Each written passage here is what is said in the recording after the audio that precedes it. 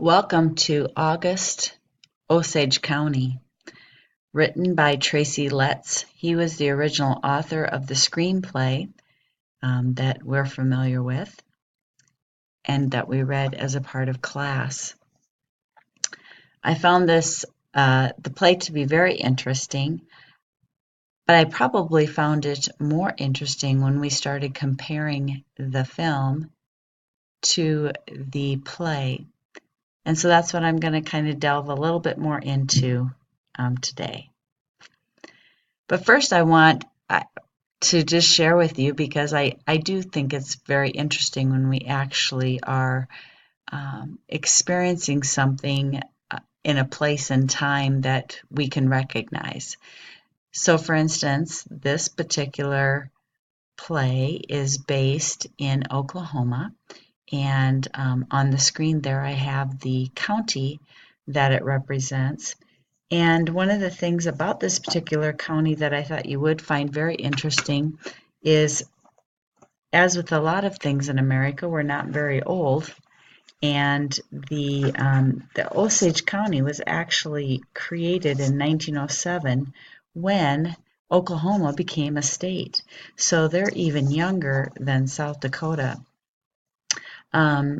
They were This particular county was named Osage County because of the reservation of Native Americans that came in that actually were relocated out of Kansas. So this was not their natural home at that particular time. When the last census was done for this particular county, there is about 48,000 roughly people in this county, which puts it at only 21 people per square mile. And that gives you an idea of a place and time as well for the play, the feelings that people may have been having. Also, why were adult children leaving and not wanting to come back. And that this is also the largest county within Oklahoma. That gives you just a little bit of idea. And of course, they open up the play with, now that you have that kind of pictured in your head, you're thinking about this large county with only 21 people per square mile. And then what they want you to do is think about the place in the script where it says a large country home outside Pawhuska, Oklahoma, which is 60 miles northwest of Tulsa. August 2007. And here we are, 10 years later. The play really begins with a lot of things, but certainly the intensity of the father. And one of his very first statements is a quote by T.S. Eliot, in which he says, "Life is very long." I found that interesting, and I would like to offer up questions early in this particular presentation versus at the end to ask you personally, what do you think about this quote? Is life very long? And is that good or is that bad? And do you know people who would say this quote and have comments on whether or not it's good or it's bad? And lastly, whether or not what you think the characters of this particular play would say about the quote, "Life is very long."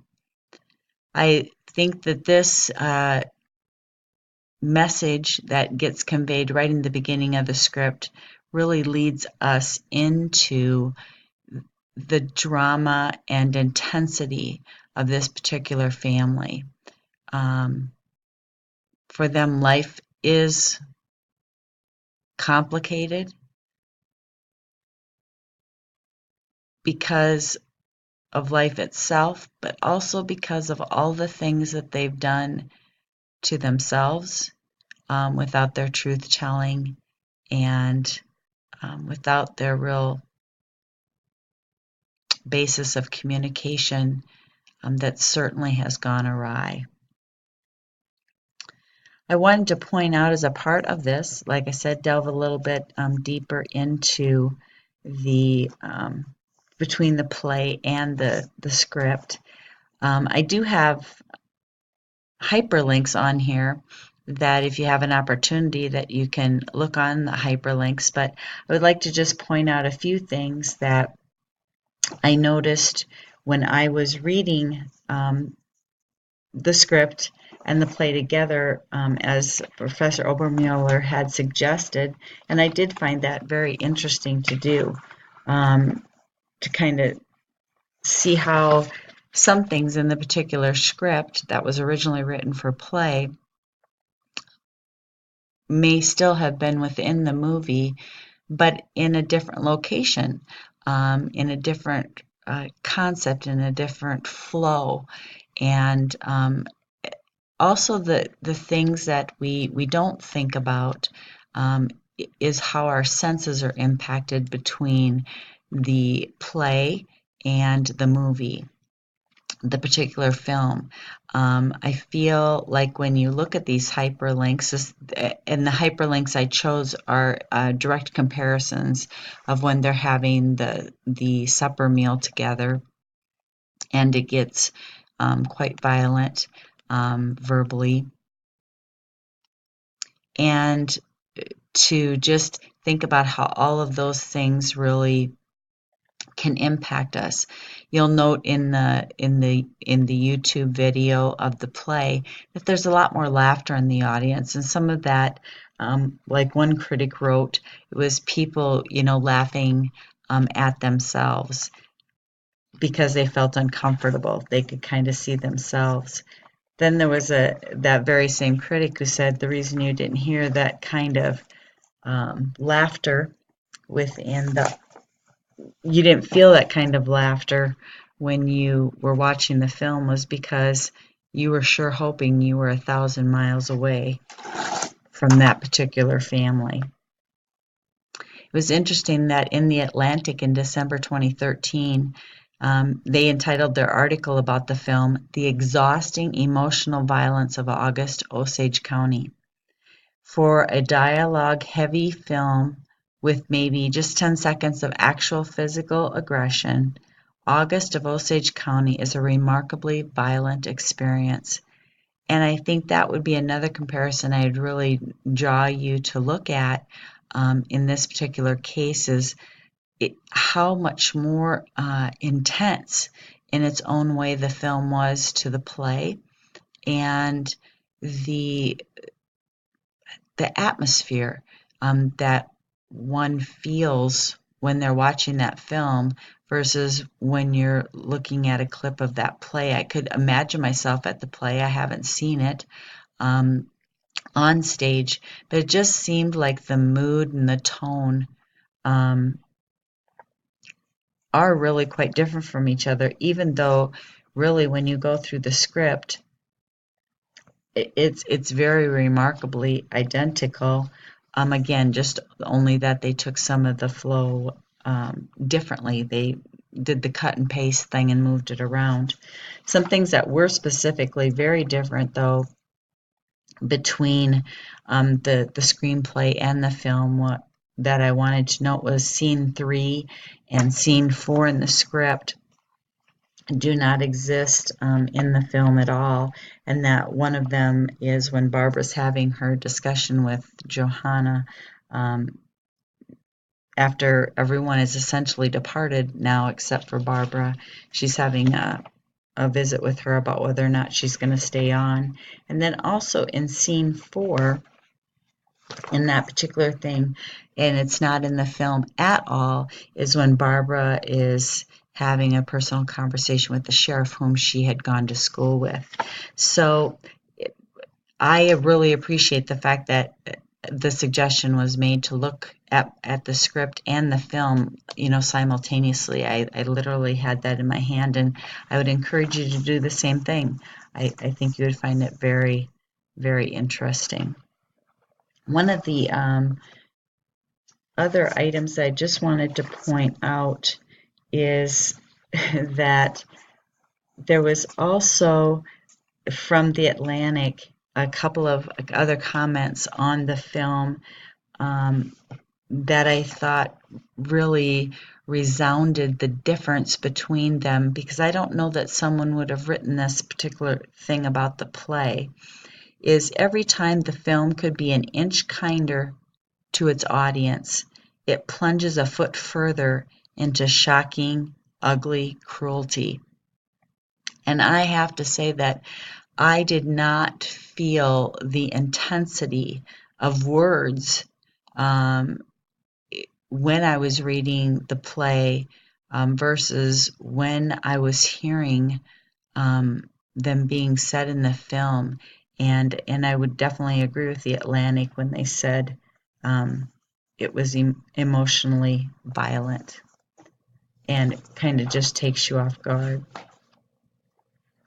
In 2009, a theater reviewer named Teresa Cote wrote that Broadway performances of this August Osage County, quote, audience members' laughs and gasp, which punctuated the actors' line delivery, were in recognition of their own lives. And I kind of talked about this a little earlier.